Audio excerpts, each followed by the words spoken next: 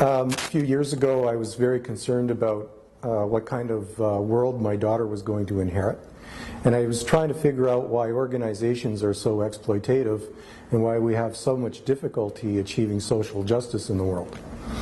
So I started trying to understand why organizations behave the way that they do, and also ideas like why men dominate leadership positions in organizations. And so I came up with some concepts and ideas that try and explain what that problem is and what we can do about it.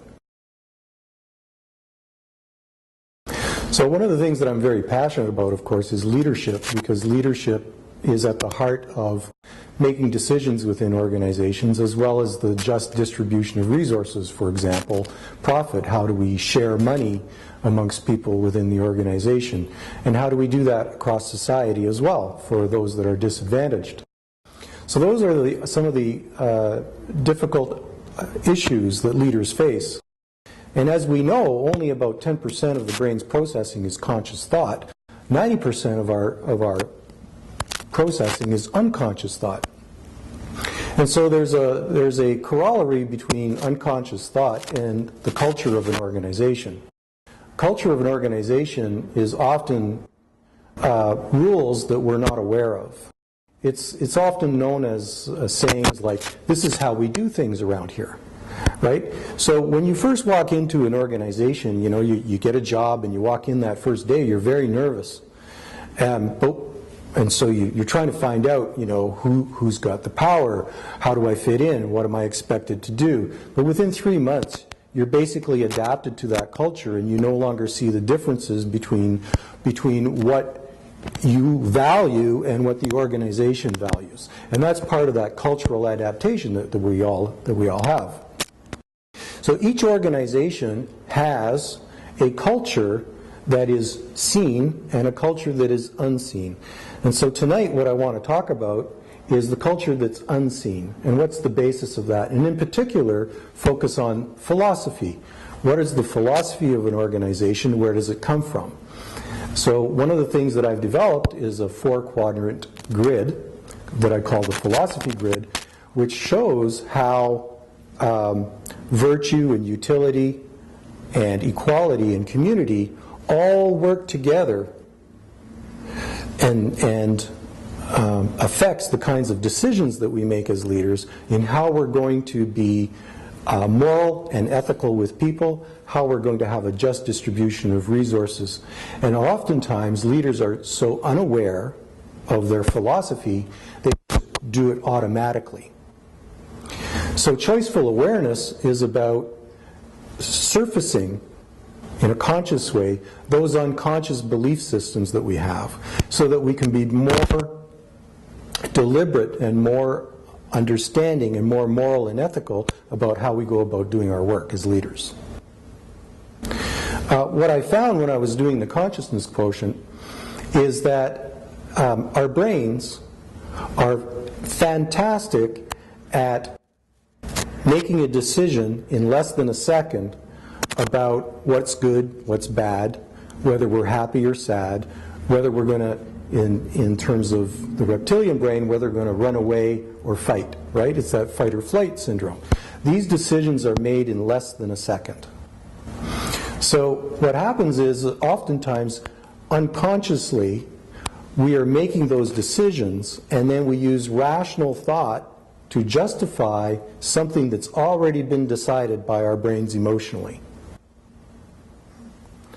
So unless we become very, very aware of ourselves as leaders, that we are not separate, that everything is interconnected, that every one of our decisions affects all of the stakeholders, all of society, all of the ecology and the environment, then we do things automatically. So we're in reacting mode instead of responsive mode. And choiceful awareness is about developing that internal self-awareness, that deep self-awareness, where you know what your brain is doing so that you can make a more informed and deliberate moral, ethical choice every time that you need to make a decision.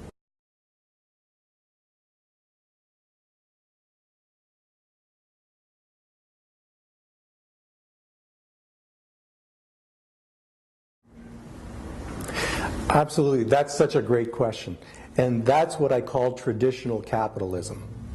And traditional capitalism was the idea that the only responsibility that a for-profit business has is profit returned to shareholders. Yes, the reason for capitalism and a for-profit business, it's an economic reason. But the purpose of the organization is to produce value for society. So if society values what the business is providing, then what happens is profit will result, assuming that you can provide that value at a cost structure that allows you to make profit, right? So profit is the result of something. It's not the purpose of the business per se. So what happens is in the first half of the 20th century, for-profit businesses were very, very focused that the responsibility was strictly for profit, and that's all that a business was responsible for. In the second half of the 20th century, and pretty much in the last 20, 30 years, what we've started to see is we've started to see a shift towards corporate social responsibility. So now corporations are not only responsible for making profit to their shareholders, they're also responsible to society to conduct business in a way that's going to support society as well as provide various value to society, and to do it in an ecologically responsible way. The latest movement in capitalism is now conscious capitalism. So we see organizations like Whole Foods, we see various other businesses that are getting onto the conscious capitalism movement. And the conscious capitalism movement isn't about what you need to do legally and culturally in terms of what society expects, as well as follow the laws and so on.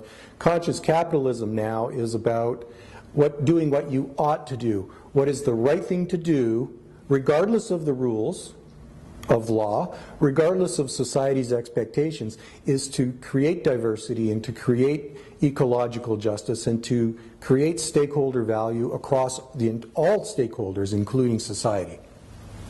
That's the big shift in the last 10 years or 15 years or so in capitalism. And while many, many companies are still operating like traditional capitalism, which is a very kind of dictatorial and very closed form of capitalism, more and more companies are being shifted by society and by philosophy in terms of we need to protect the planet, we need to protect diversity, we need to protect other species. And that's the fundamental shift that's happened in the last 15 years.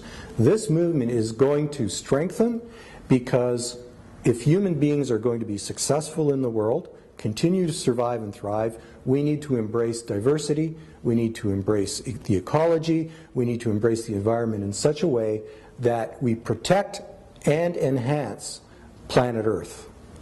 And that's where the consciousness quotient comes in, because our brains don't work that way. Our brains have been designed to make decisions very rapidly in such a way that we act out of self-interest.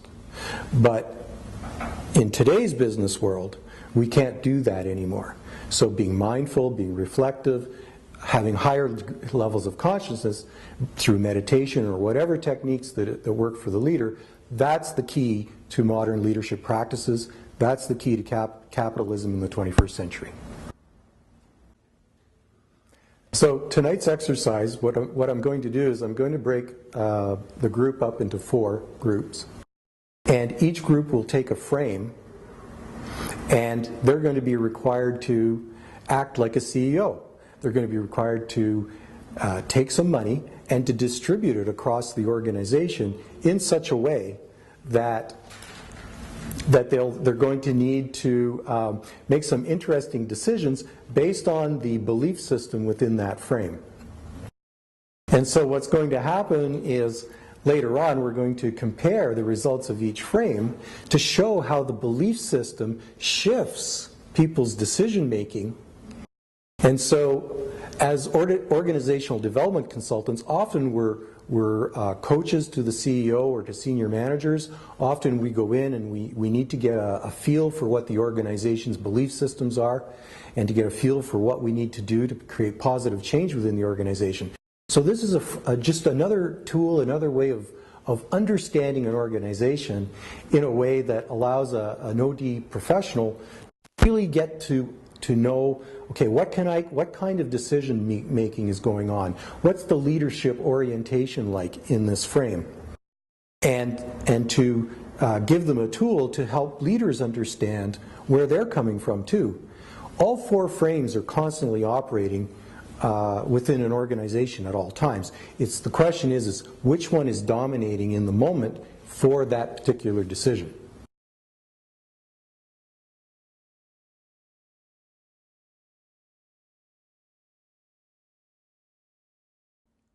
That's a great question. And the answer is it's a phenomenally good thing for employees. The reason is that, first off, is in conscious capitalism firms, the wealth that the corporation is producing is shared a lot more equitably across all employees. So I'll give you an example. With Whole Foods, the ratio between the highest paid executive and the average employee is a ratio of 19:1. That's all compensation, not just salary, right? In the Standard & Poor 500 of publicly traded companies, that ratio can be as high as 400 or 500:1. Right? So people ask, well, why is there so much wealth inequality in the world? Well, it's because of the philosophy that people have around, you know, if I'm successful, why should I share my wealth with everyone else? Right? So there's a certain amount of, if you think of traditional capitalism as being very exploitative, where, you know, who cares about the environment? We're here to make money. Right? Or who cares about the employees? They're just a cog in the wheel. We're here to make money. Right? So that old style capitalism just isn't going to work anymore, especially in Western democracies. The other thing about it is that in conscious capitalism firms, there is an orientation towards transparency, there's an orientation towards trust, there's an orientation towards innovation. There's an orientation towards positive energy. And a lot of techniques, for example, are associated with a technique called Appreciative Inquiry, which some of the members here may have heard of.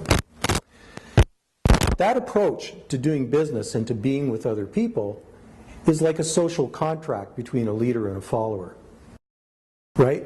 Is that as the leader, my interest, my self-interest is, yes, of course I want to be successful, of course I want to make a good living, and of course I want to look after my family and have a decent retirement. Everybody wants that, right? But my primary focus is the success of the organization and all of the other people who are associated with it.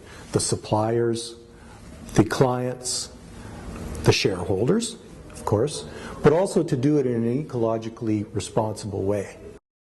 People in conscious capitalism firms are a lot more engaged. And when they're more engaged, they're more creative, they're more innovative, it's a happier place to be, and you don't have this us versus them attitude, typically. And in John Mackey and Raj Sisodia's book, titled Conscious Capitalism, there's a really neat table there that shows just how much more financially profitable conscious capitalism firms being responsible to society and being responsible to the environment. It's phenomenally better for everybody. So, in summary, leadership is a social contract. Okay, it's defined in a lot of ways, but leadership is a social contract between a leader and the followers. And they may be within the organization and they may be outside the organization. Generally, all the stakeholders associated with an organization. In the past, In traditional capitalism, owners and managers did not have to ask you for consent. They paid you a wage, they told you they weren't interested in your ideas, and that's what they paid you for, go away, right? They make all the decisions, that's it. It's very dictatorial. In conscious capitalism firms, the leadership criteria, what makes leadership legitimate today, is 4 things. Each leadership decision should have 4 criteria that it's measured by. Consent, in other words, I have consent, that I have legitimacy to give you an order to do something, essentially, right? And you agree to it voluntarily. You're not forced. There's no coercion in conscious capitalism.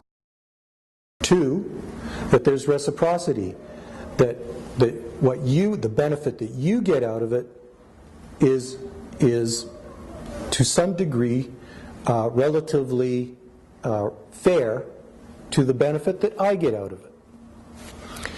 That there is social justice within the community. In other words, that this is distributed more widely across the organization in a fair way. And finally, that there's social and ecological justice outside of the organization as well. Legitimate decisions today must meet those 4 criteria in order for leadership to be considered legitimate. In the past, that wasn't the case. This makes leadership today far more demanding, far more complex, far more challenging, but it's the only right thing to do. And so this is the big shift in the last 15 years in leadership, and I think that this is just simply going to become a stronger and stronger movement and a stronger and stronger demand on leadership, because we know that to survive, we have to start treating the planet better, we have to start treating each other better, we have to provide more social justice, for example, more women in executive positions and at all levels within the leadership of an organization. These are very, very difficult issues, but they're absolutely critical to ongoing success. And those leaders who are able to understand this framework, understand themselves, and go out there in a positive way, make a difference, are the ones, those are the organizations that are going to survive and thrive in the 21st century. So thank you very much for your questions tonight, and I'm very, very pleased to have been able to share my ideas with you. Thank you.